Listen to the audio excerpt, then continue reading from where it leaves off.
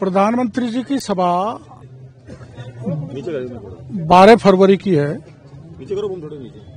धनावड़ में, जहां rest area है, और वहां से वो प्रधानमंत्री जी देश की सबसे बड़ी सड़क दिल्ली मुंबई का लोकार्पण करेंगे। वहीं पर हमने सभा रखी है और हमने तय किया है आज कि हम वहां लक्खी मेला आयोजित करेंगे।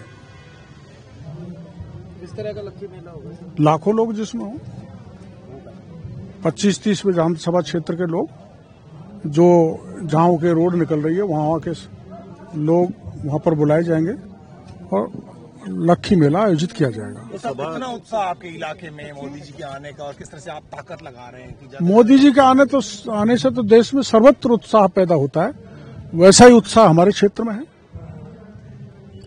लेकिन इस उत्साह से पहले थोड़ा सा मामला जो गड़बड़ा था दिख रहा था, क्या सब चीजें नॉर्मल हो गई हैं? आप ही के बयान आ रहे हैं। मेरा कोई बयान नहीं आता, कोई गड़बड़ नहीं था। प्रधानमंत्री जी की रैली, वो सभा की दृष्टि से तो मैंने धरना खत्म किया। मैंने आपको बताया था कि हम स्थगित कर रहे हैं क्योंकि 12 तारीख को प्रधानमंत्री जी का सभा है, इसलिए ये कोई गलतफहमी है कि कोई इस ढंग का विवाद था। जो बड़ा आंदोलन चलाया था उसमें संगठन से बहुत कम लोग आए थे। सतीश पूनिया जी काफी लेट आए थे। जब हमारे संगठन के मुखिया आ गए तो कम कहां से हुए?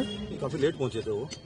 नहीं तो बाहर प्रवास पे गए हुए थे सतीश जी, और प्रवास से जैसे ही लौटे वो धरना स्थल पर पहुंच गए थे।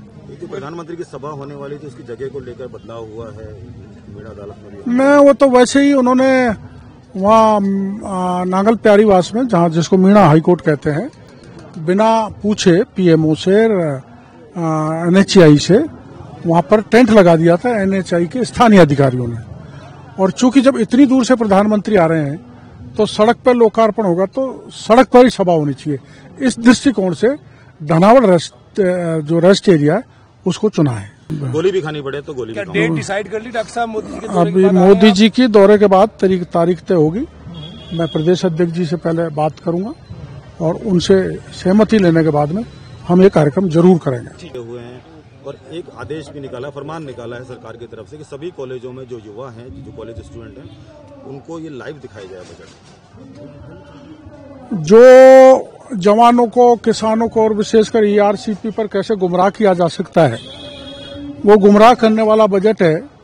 तो स्कूलों के बच्चों को कैसे गुमराह किया जा सकता है, लेकिन न तो बच्चा गुमराह होने वाला, न ईआरसीपी का क्षेत्र का होने वाले किसान गुमराह होने वाले, न बेरोजगार गुमराह होने वाले।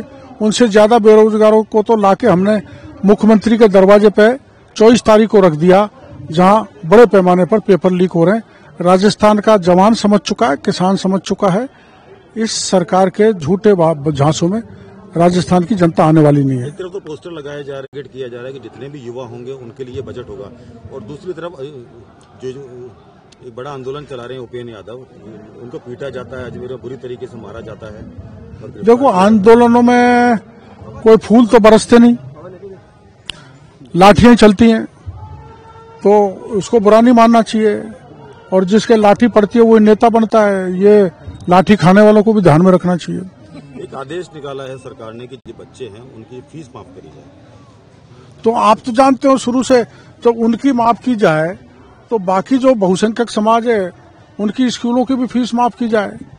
ये जो तुष्टीकरण है कांग्रेस का कि अलग से बिजली दे दी जाए, तो ये तुष्टीकरण कर रही है कांग्रेस। उनका स्वभाव है, उनका कल्चर है, तो वो तो करेंगे ही। उनकी फीस माफ नहीं होगी तो किसकी होगी? और मुख्यमंत्री जी से मैं कहना चाह रहा हूं, जब उनकी मदरसों की फीस माफ हो सकती है तो स्कूलों की भी फीस माफ की जाए, पूरे राज्य के दूसरे सरकारी गैर सरकारी। कानून व्यवस्था को लेकर सवाल पर उन्हें भरोसा नहीं है, वो खुद जबकि गृह राज्य मंत्री, जब गृह राज्य मंत्री ये कह रहा है एसओजी पे भरोसा नहीं है और मीडिया को भी भरोसा नहीं है। कल एक प्रजापत समाज की दुल्हन को लेकर मैं परसों गया था कलेक्टर एसपी के पास, तो फिर वहां गए तेल चढ़ाने के लिए, तेल रस्म के लिए, तो उनको भगा दिया, उल्टे थानेदार ने धमका दिया। तो कल मुख्य सचिव के पास लेके गया, जब आज शादी हो रही है तो लॉ एंड ऑर्डर की स्थिति तो ये है कि दबंगों ने, जब एक गरीब कुम्हार प्रजापत की बेटी की शादी के फेरे नहीं पड़ रहे, मंडप नहीं लग रही, तो कानून की स्थिति का तो आप अंदाज लगा सकते हो कैसी चल रही है। वो हमेशा गायब है और मजबूत अपोजिशन के रूप में किरोड़ी लाल मीणा ही पूरा आंदोलन करा रहे हैं। कोई भी तो मैं अपोजिशन में ही तो हूँ। नहीं, आपके अलावा कोई और नहीं बोलता है, लेकिन आप सड़कों नहीं, ऐसा नहीं है। हमारे रीट की परीक्षा को लेके भारतीय जनता युवा मोर्चा ने सिविल लाइन पे उग्र आंदोलन किया था। लाठी हुई, लाठीचार्ज हुआ, गिरफ्तार हुए। बाद में हमने यहाँ से पार्टी से विधानसभा का घेराव किया माननीय प्रदेश अध्यक्ष की अगुवाई में, वरुण सिंह जी की अगुवाई में। तो प्रदेश अध्यक्ष जी की लाठी पड़ गई थी, उनका फ्रैक्चर हो गया था।